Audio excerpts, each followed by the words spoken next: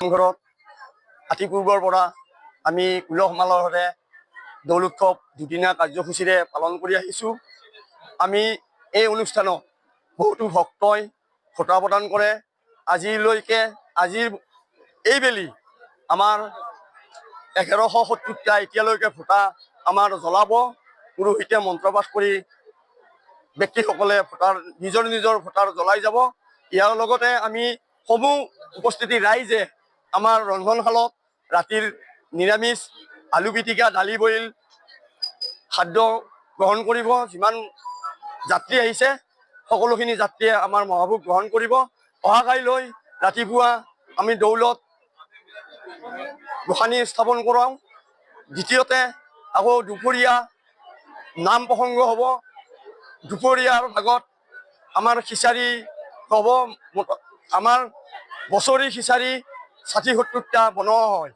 এইবিলাক সকলো অৰিহণা ৰাইজে দান বৰঙণিৰে বনায় আৰু এই অনুষ্ঠানটি সকলো ৰাইজৰ দান বৰঙণিৰে আমি পালন কৰি আহিছোঁ। এইখিনিয়ে বছৰে আমাৰ গোসাঁই মানুহবিলাকে নিয়ে, দুই এঘাৰ লৈ গৈছে আগতে। গতিকে নিৰ্দিষ্ট কৰা থাকে। তেখেতসকলৰ তাত দিনৰ ভাগত আমি 11টামান বজাত তেখেতসকলে আহি পেলাই গোসাঁইটো লৈ যায় আৰু তাতে গৈ আমাৰ মানুহখিনিয়ে নাম প্ৰসংগ কৰে। আৰু নাম প্ৰসংগ কৰাৰ পিছত গোটেই ৰাইজে, গোটেই আমাৰ যিখিনি অসমীয়া ৰাইজ আছে এই ৰাইজখিনিয়ে যাতে প্ৰদক্ষিণৰ এটা সুবিধা পায়। আৰু গোটেই ৰাস্তা ঘাট আমাৰ পকা আছেয়ে, গতিকে সেই পকা ৰাস্তাৰ মাজেদি গোটেই প্ৰদক্ষিণ কৰা হয়। আৰু প্ৰদক্ষিণ কৰি আমাৰ গোসাঁই অনা হৈছে। মানে 6টামান বজাত আমাৰ আহি পায় প্ৰতি বছৰে। তাৰপিছত পূজা আৰম্ভ হ'ব। আৰু এই শোভাযাত্ৰাত আমাৰ মহিলাখিনিয়ে বেছি অংশগ্ৰহণ কৰে।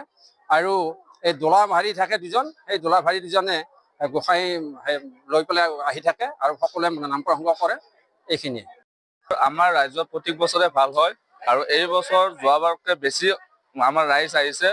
আৰু অহাকালিৰ দিনটোত আমাৰ অগণন ভক্ত আহিব আৰু সেই ৰাইজবিলাকে আমাক দান দক্ষিণা দিয়ে মন্দিৰটো। আৰু এই মন্দিৰটোৰ এটা মাহাত্ম্যপূৰ্ণ মন্দিৰ। যদি কিবা সোণা হৰাই কিবা হৰাই এই মন্দিৰটোৰ নাম এবাৰ ক'লে চব বস্তু বিচাৰি পায়। আৰু সেইকাৰণে অগণন মানুহ ইয়ালৈকে আহে আৰু সকলো ৰাইজৰ গাঁৱৰ ৰাইজৰ সহায় সহযোগিতা দি আমি এই দৌল উৎসৱটো পালন কৰা হয়।